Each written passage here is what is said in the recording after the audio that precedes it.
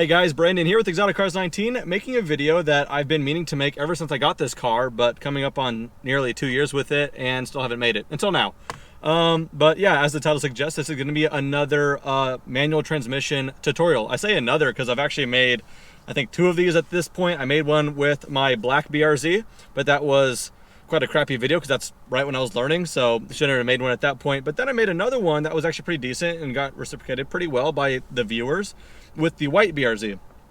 However, it's been 2.5, 3.5 years or so since that video, so I think I kind of overwatched that video one more time. I think I could summarize that a little bit better, talk to you guys through it a little bit more smoothly, because now that I have like about 3 or so years of more experience since then, I think I can do this without jumbling my words together as much as I did in that video. Also, I think I could put more information in this video, and also because it's a different car, so why not? It's just an excuse to show y'all the GT350 once more. So yeah, that's a good excuse on its own right. However, let me go ahead and give you guys some reasons on why you should learn to drive manual transmission. You guys already clicked on this video, so maybe you guys don't need any more convincing, or maybe you're just watching this video to kill some time, but there are some valid points on why everybody at all, like you don't even have to be a car enthusiast, everyone should just learn how to drive a manual transmission.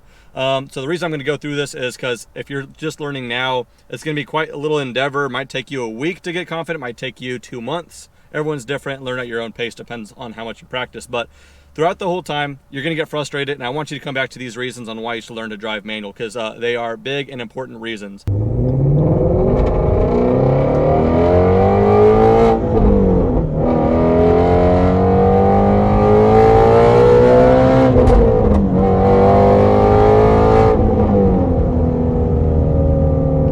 One big thing is, it is a skill that stays with you forever. I'm going to sound like a broken record, everyone says it, but it really is like riding a bike. Once you learn to drive manual in your teens or in your early 20s or whenever, and you give it up, and when you're 40 you drive again, you'll probably be really, really rusty. You might stall a couple times, but it will come back to you. It is a skill you carry with you, and it can transfer over to other cars, of course, or other vehicles for that matter. If you learn to drive manual in a car, if you want to go ride a dirt bike or a motorcycle or whatever, just to get familiar with the clutch mechanism and everything and how to engage it, disengage it, all that kind of stuff, it all interlinks together. But mostly it is a skill that stays with you for your whole life, so that's a big one to take away. Another big one, this is for car enthusiasts and not car enthusiasts, but you just have more cars to choose from. I remember, people I know, when they were looking for their first car, they wanted like a Jeep, for example. They kept peering in the window, getting all excited, and then had a manual transmission. They had to write that car off. Anything with the manual, look on Auto Trader, they have to select automatic only. That really limits a lot of cars. But for the car enthusiasts though, there's just a lot of cars that are made manual only. Those are all gone. Just a quick list for you guys. The car I'm in right now, the Shelby GT350, no automatic, 6-speed manual only, the way I like it. Any Viper, the 2005 Ford GT, Carrera GT, the C6, ZR1 and Z06 manual only. Now the C7s have the option of the automatic. Porsche Cayman GT4 and back to Ford, the Focus RS. Just to name a few, but those are all cars that are manual only. So as car enthusiasts, you just kind of admire them from afar. You kind of wonder what they're like to drive, not being able to drive them. So to know that, given the opportunity, if you could tap into that fun of a car for a day, if I was just handed a GT4 for the day, knowing that I could drive it and enjoy it right away, is relieving, I guess. Another reason makes me sound like Chicken Little and that the sky is falling, but it is a case scenario that you should consider. But let's say that I was with a friend of mine and I was driving my manual transmission car, and he does not know how to drive manual, he or she doesn't know how to drive manual, and we go somewhere, let's say we go play basketball and they break my ankles. Would never happen, but let's just say I can't drive my car anymore, and now they don't know how to drive it. So it's just a case scenario. If you need to swap drivers for some reason, in case of emergency, it's nice to just have that ability. It does make the car more engaging, more involving, more fun. For example, like 3 main actions that you do in this car, for example, you're gonna be steering, throttle and brake input, and shifting. You take one of those away, and that's one less thing to do. It's almost like, let's say you don't know how to drive manual. The only way I could really compare it is, let's say you got in a car and your only job was to steer it. It shifted itself, and all the brake and throttle input was there already. That's just one thing, one less engaging thing that, I don't know, it's taken away from you. So when you have all 3, it's really appreciated. I mean, it's just something about it. It's more character to it. It's a little bit more charming. You know how each gear feels different from the other. You know where the pull happens. You know how the torque gets delivered. It's just more engaging in total. It also makes you respect all cars, whether manual or automatic. I jump into a GT3 with a PDK and I want to put it into PDK, and I just have more appreciation for the snappy shifts versus if you don't drive a manual, I think you might take that for granted. So that's one thing to consider as well. All right, so I'm gonna approach this video and tutorial as if you guys have no concept of it. If you do, don't worry, I'll make it quick, but I'm just gonna approach it as if you guys have no concept of gearing whatsoever, how the clutch engages or disengages, how it acts with everything. Once you step into a manual or standard transmission car, a new pedal is introduced. So going from very left, of course, you still have the dead pedal where you rest your left foot. Your left foot is only allocated for the dead pedal and the clutch. That's all it does. We'll explain the clutch later. Your right foot, just like an automatic car, throttle and brake. So that's that. And of course, we're used to have the lever to go from park to drive to reverse to neutral, all that stuff. It's now a gear lever, labeled 1 through 4 on some cars, 1 through 5, 1 through 6. Most modern cars are 6 speed or 5, but some of the older cars will be 4. Doesn't matter. You have your gears here. And of course, you have reverse. How you engage reverse is going to be different on every car. The GT350, you just pull up on the tab while it's in neutral, and you go all the way top and to the left. So that's that. Other cars will be different. Some there are no levers. You just press down harder or something like that, or just shove, whatever. It's all different. So just first things first, get in your car and just get familiar with it. You know where your gas and brake is. You know where your dead pedal is. Just get familiar with the clutch feel. Start pressing that. And go through your gears while pressing the clutch. You don't want to go through any of the gears, and you probably can't anyway, unless the clutch is all the way down. When you have the clutch all the way down, feel free to just grab the gear lever. If you could go left and right with it, that's neutral. And so when the clutch is all the way in, go ahead and go 1, 2, all the way 3, 4, 5, and 6. Sometimes if you're not moving, for some reason, I won't want to catch the higher gears, but you know, just run through the gears and just get familiar with that motion. So just that's what you want to do, is just get in the car before you even start it up, just get comfortable with it, just know what is going on. Really, you kind of want to know the concept before you even get rolling. And I would hope that you guys have at least ridden a bike before that has gears, and so you know the concept. A really small gear is really easy to pedal out of from a standstill. It's how you accelerate quicker, but obviously you're going to be spinning at or really fast revolutions per minute, or RPM, and you're not going to be hitting your top speed. That's when you go ahead and click up a couple gears, your gear gets larger. Now it takes a little bit more effort, it's a little torquier, but that's how you hit the high speed. Exact same case with a car, except there's no mass amount of gears. It's literally just 1 through 6 or 1 through 7 on certain cases. So there's just not that many gears. So it's really not that complicated. So with that said, let's go ahead and just run through the initial motion before you even start the car up. You can go ahead, make sure it's in neutral here. Go ahead, put your left foot down on the clutch all the way down, while your right foot, just for habit, it's good to have it on the brake. Parking brake up here as well. That's gonna be different for any car, but parking brake up. But just out of habit, I like my right foot on the brake. Clutch all the way in. It's in neutral because I'm checking here, and put it in first. Of course, the car's not running right now, but what you would do when you want to start getting rolling, and that's what you're going to allocate a lot of your time practicing manual, is just getting rolling and stopping, all in first gear. Pretty much it's a balancing act. To get rolling, it's going to be a balancing act that you engage the clutch by releasing it. I know it's kind of backwards thinking, but when you press in the clutch, you're disengaging it, and you're engaging it by letting it off. It's going to engage within the gear as you're giving it throttle, because if you try to start with just the clutch, not giving any throttle, and you pop it off, it's just not going to have enough gas or anything to maintain that, and you're going to stall. You're going to stall anyway when you're learning. Just get past that. It's totally cool. Not cool. It's normal. Anyway, so it is a balancing act of the right amount of throttle and being slow with the clutch lifting off. Find yourself a big empty parking lot where you're not going to bother anyone, because that's everyone's fear, is when you're first learning, you're so slow to get going, you're thinking, I'm not ready for the road. Of course you're not. Just take some time. But you're going to be in first gear, foot on the brake, your right foot on the brake, left foot all the way on the clutch, and that's when you put it in first. And then off the brake with your right foot, and start releasing the clutch ever so slightly while giving just a little bit of throttle. You want to find that nice balancing act. You hopefully should be rolling. I'm going to show you guys an example here, but I would just want to talk to you guys about the motion before you guys practice, or before I show y'all. One thing I said in a previous video that helped a lot of people tremendously, because it helped me, is, and some people took it the wrong way, let me go ahead and make sure it's nice and clear. One thing that might help you is giving some throttle before you let off the clutch. I'm not telling you to do burnout or dump the clutch or nothing like that, but just a little bit of throttle to bring the RPMs up, maybe 500 RPM, at most 1,000, but you don't want to necessarily do that, but just a little bit. Bring that rev needle up just a little bit, and that's going to give you a little bit more leeway, if you will, when you release the clutch, so it's not going to be as easy to stall. One thing to consider. I'll show you guys that in motion, but pretty much we're just going to do that. Get rolling, get to the balancing act, and then put the clutch all the way in, get off the gas, get on the brake, because if you brake without the clutch all the way in while it's in gear, you're going to stall. just like it would in the beginning. Or you could put it in neutral, and in neutral it's not in a gear, so whether the clutch is in or not doesn't make a difference because it's in neutral. That was a lot of talking, so I'm just going to go ahead and show you guys. So to start my car, foot on the brake and clutch. I'm going to start it up.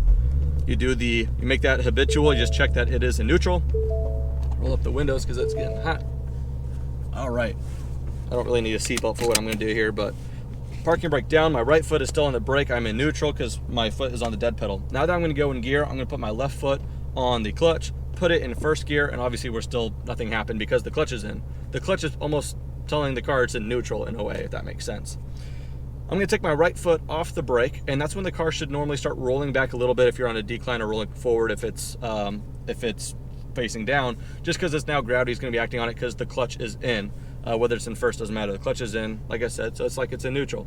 Foot off the brake, might be rolling ever so slightly. Now I'm going to give it just a little bit of gas, not too much. You guys can hear it. Open the exhaust valve so you can hear it.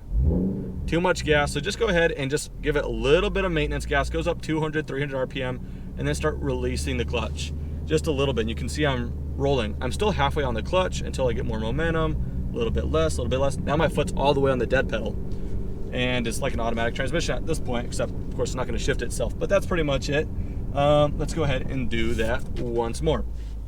I went all the way on the clutch and pressed my brakes there. That's why the car has not stalled. So now that I'm facing down a little bit, might roll forward just slightly, but foot off the brake, a little bit letting go of the clutch, a little bit of gas, and we just find that balancing act. It is like, rubbing your stomach and patting your head. It is a very weird thing. Your brain can only process one thing at a time when it's new at something, and so that's what's going to happen. So that's why just find a parking lot. You're going to stall, put your foot in the clutch, start the car back up, put it in neutral, recenter yourself, try it again. It's okay, and that stuff just happens, so you're good. Right now I put with the clutch in, I put it in neutral, that way I could get off the clutch and rest my left foot. So let's do it again. We've got to make things habitual. Kind of like it's a neutral, get off the clutch. It's not a neutral, you have to stay on the clutch. Stuff like that, it's going to be a habit. Foot on the clutch all the way. My brake is still on. Put it in first. I'm going to be ready to roll here. Let's pretend I'm at a red light. It just turned green. My right foot gets off the brake. I get a little bit of throttle while releasing the clutch ever so slightly, and we start rolling. Practice that and practice that so much, guys. That's the most difficult part, is just learning the clutch, how it engages and disengages, and just getting rolling. Once you get that down, honestly, you're like 75, 85% of the way there. And so that's not hard to practice. Just find a parking lot, find someone to bring you there if you need to. Just, in short, just do that. Going through the gears is like the last 10% of it, honestly. It's just getting rolling, getting used to that habitual things. That's it. And eventually it will just be muscle memory. You don't think about it. It really does come to that point sooner than you think. If you could find an uphill with a lot of runway behind you, so you have a lot of margin for error, I would highly recommend practicing on uphill. I would also highly recommend practicing with speed bumps. That speed bump might stump you a little bit, so just get used to speed bumps, modulating the clutch and throttle through speed bumps. If you could just tackle the hard stuff right away, anything flat's gonna seem really, really easy. All right, so the next thing to do, obviously now that you got rolling and you learn how to get rolling and stopping and everything like that, but once you're rolling, maintaining speed, adding speed, and obviously going up the gears to do so. So one very, very broad question that doesn't have a black and white answer is, when do you shift? Well, when you're on a bike, it's whenever you're pedaling too fast and going nowhere. With a car, you don't feel that. You're not feeling fatigue, but you just have a sense by your engine's RPM.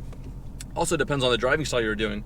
If I wanted to drive very economically, I go up to like 2,500 to 3,500 RPM, and I could technically go up a gear if I wanted to drive like it's an automatic, very, very economically. If you're driving spiritedly, I mean, this thing has a red line of just over 8,200 RPM, so I wait to do it there. As far as how slowly or quickly you release the clutch, remember, when you're getting started, you're very delicate with the clutch. You're paying very close attention to how much gas you're giving it and the clutch. And this was one thing I never even considered even after I started driving. I was just very rough with the car, but I was on the highway, and I never considered how fast you should, or slow you should, release the clutch while you're shifting up. And it all depends on the revs you're at. If I'm shifting at 6,000 or 7,000 or 8,000 RPM, high RPM stuff, if I go from 3 to 4, I could literally put the clutch in and drop it, and the car is super smooth because it's at such high RPMs while I'm cruising. That's spirited driving, so it's not worth mentioning here. But if you're just driving like a normal person at slower speeds, You don't need to be as slow as you were when you were just getting started, but you have to be just delicate enough, because if you drop it when the revs went down a little bit, it's gonna bog the car, it's gonna jump a little bit, it's not gonna be so pretty. Right now I'm getting going. You guys know how to do that by now, hopefully with some practice. I'm in first gear. I wouldn't normally shift up to second here, but for the sake of the video, I'm gonna go ahead, press on the clutch, put it in second gear, and slowly release the clutch, and now I'm out of the clutch. And the car never bogged or did anything weird, because I was nice and slow with it. So again, it totally depends. Now I'm at 1100 RPM. I'm probably not going to want to shift into third gear. There's no point. I'm just too low of the revs here. All right, now I've had it, so I'm going to go ahead and clutch all the way down, put it in neutral, and we're stopped. And I could release the clutch because it's a neutral, foot on the brake still, and we can go back to first and start rolling again. And let's say I took too long to shift. Off the gas, clutch in, now second gear. By then the revs dropped way too much. Now I'm at 900 RPM. Now I have to be really slow to release the clutch because I took too long to shift. So my revs, while I'm not giving it any gas, are dropping. Obviously there's no gear engaged, the clutch is engaged instead, so there's no gear. So my revs are dropping. So as soon as I introduce a higher gear and release the clutch, the car's just not gonna be happy. I realize this might be a lot of words for you guys, but as soon as you guys go through the motion, you're gonna have that abrupt shift. It's gonna happen, and you're gonna be like, that's what he was talking about. And it's gonna happen less frequently at the higher revs or at the lower revs, just release the clutch slower. That's pretty much the gist of it. So you just have to remember that, and it's really a feel thing. You could watch this video all day long, and I hope you guys do rewatch it so other things will make sense. But ultimately, watch this video for the first time, go out and practice, and come back, and then things are gonna be making more sense. Go practice again, and then it's gonna make more sense. So it's all about repetition for sure. It's the mother of all skills. So once you guys get that down, it's just gonna be a lot easier, and it's a time thing for sure. However, we're not done talking about things. So that is obviously getting started, stopping, and going through the gears. The one thing that I didn't really get taught on too much, because it was a very simple concept, is, okay, great, now how do I stop the car? Well, I talked about that a little bit from first gear, but let's say you're on the highway doing 65 miles an hour in sixth gear. What do you do? What if you only need to slow down a little bit? What if you need to come to a slow stop? Or what if there's something in the road and you need to halt the car as quick as possible? These are some things that some people get concerned about, because let's say you're cruising really, really fast, and a deer jumps in front of you or something like that. I don't know, something happens. And some people think, well, it's a manual transmission car, I'm gonna have to think too much, I don't know what to do. I've said this before on a video on just about slowing down. If you guys need a video just on that, I made one, but I'll talk about it here.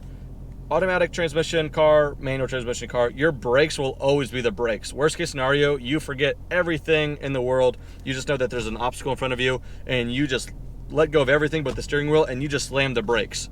When you come to a halt, your car's gonna stall, but the car will still stop. Your brakes are always there. That's an emergency. However, what you should do in an emergency, just to prevent the car from stalling, but obviously who cares if it's really an emergency you're avoiding, but what you could do if I was driving, if you're an experienced driver with the manual, what they would do if they saw a something in the road they need to come to a stop, 65 to 0, just put the clutch in and stop. Put the clutch in and just hit your brakes all the way, and you're good. When you come to a halt, you just kind of put it in neutral and you're good. But yeah, that's pretty much it. So that's to come to a complete stop. Or another way to come to a complete stop, I told you the wrong way, just clutch without a clutch installing, but it'll still get you there. Another one is complete emergency, clutch in, stop, and then put it in neutral and it never stalls. Another way that you could stop, but it's not necessarily an emergency case scenario, but one thing to where you're always kind of in control is downshifting all the way down to 0. This could also be rev matching, which is kind of made for spirited driving, or at least just always being in control. I made a video specifically and only on rev matching for those who really want to see that. I will of course talk about it in this video too, to make it an all-in-one video. What rev matching is going from a higher gear to a lower gear to still be within the control and have the torque and the throttle whenever you want it, because of course when the clutch is in or you're neutral, you don't have that.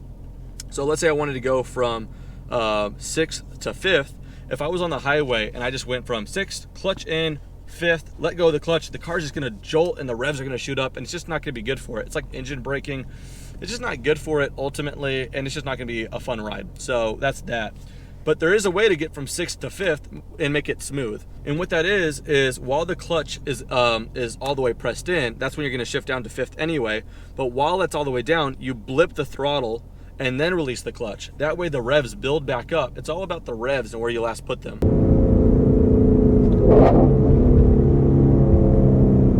There's one more layer on top of that though.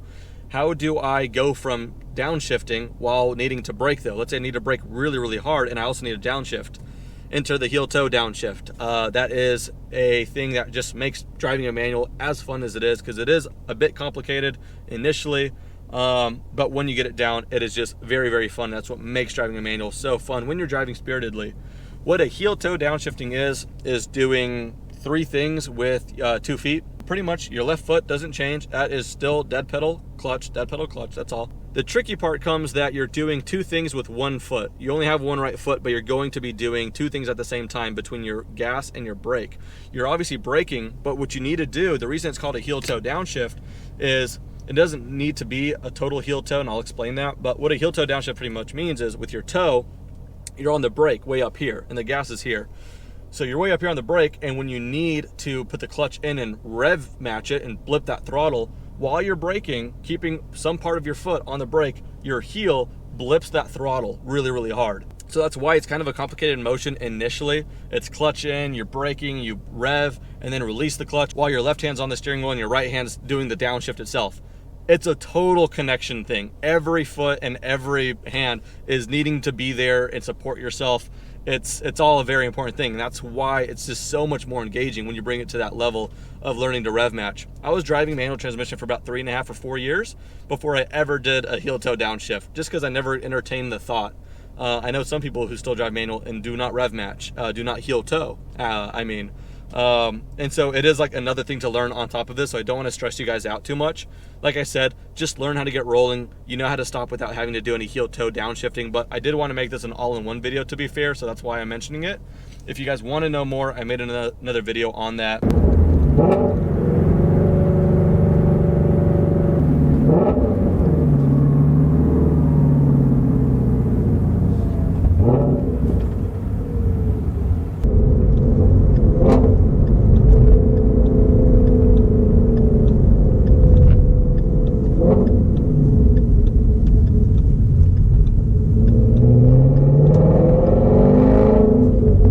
The benefit of doing that is that way you're always at the high revs, you always have torque delivery ready to go while braking, and so it is more for spirited or track driving and all that kind of stuff.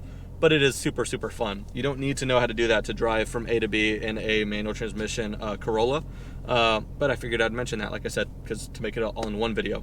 Guys, I just checked my list that I made and I kind of ran through everything. Hopefully this video wasn't terribly long. I know my first one was, but it's just hard not to make a really long video on such a subject like this.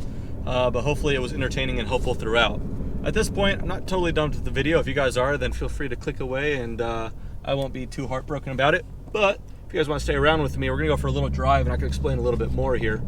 A big tip I'd give you guys, I mean, this is when my progression just and skill just went up far more. I literally just got in my Subaru BRZ and just drove it around my neighborhood because I didn't have a whole lot of traffic there.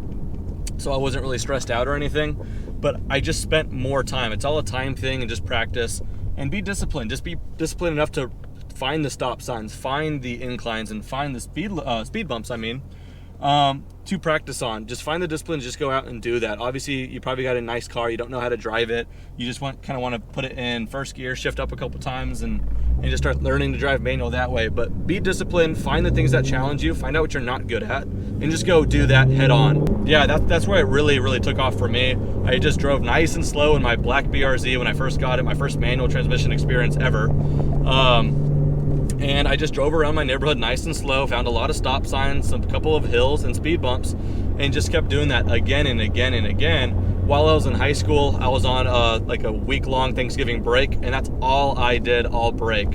And so obviously did not regret it at all. My goal was I got that car and I spent the whole break doing that, and I wanted to go back to school in that BRZ driving manual so badly. And be confident with it. And well, I drove it, but I wasn't confident with it. That's another thing. Expectations on how long it's going to take you guys. It just depends how disciplined you are, how much you practice, and everyone learns at different rates. I myself am a pretty slow learner, so I would say from my first ever stall with my BRZ to on the road finally publicly out of my neighborhood probably took me, honestly, just because I was very cautious, a week, maybe a week and a half, just because I was super cautious. I did not want to mess anything up. However, that does not mean after 2 weeks I was confident. In fact, I didn't listen to the radio. I didn't want to talk to my passenger. I was so involved driving manual, thinking about every little thing I was doing for probably a couple months. It took me like 2 months to finally like just play the radio, and still I was thinking about every gear. I was still thinking about what my next move was going to be. I was very cautious and very safe, obviously. But now I can make videos. I'm going through the gears. I'm in 6th gear. I don't remember any of those shifts. It really is some like subconscious muscle memory thing that just goes away. I honestly can't really tell the difference when I'm driving an automatic and manual anymore, because I own both. The truck I have is automatic, obviously, and this is the manual. And I don't really think of this car as a manual, and I'm doing more with it because it's been 4.5 years of driving manual for me. So and that's cool when it gets to that point, but it will take some time. However, that doesn't mean you're not going to be enjoying your experience throughout. Ultimately, thank you guys so much for watching and trusting me, give you guys such a tutorial that's hopefully going to be a skill that stays with you guys forever. So if you guys did watch this to learn, I'm very appreciative of that. However, it's not a bad idea to watch other tutorials that other creators have made out there just to kind of get different angles of the same thing. So I would highly recommend doing that as well. With that said, I think I'm just about done here. Plenty more videos coming very soon with the 350. I know I've kind of been a bit slow to upload, especially with this car in particular, but I got some fun upload ideas coming very soon. But anyway, thank you guys so much for watching, and have a great day.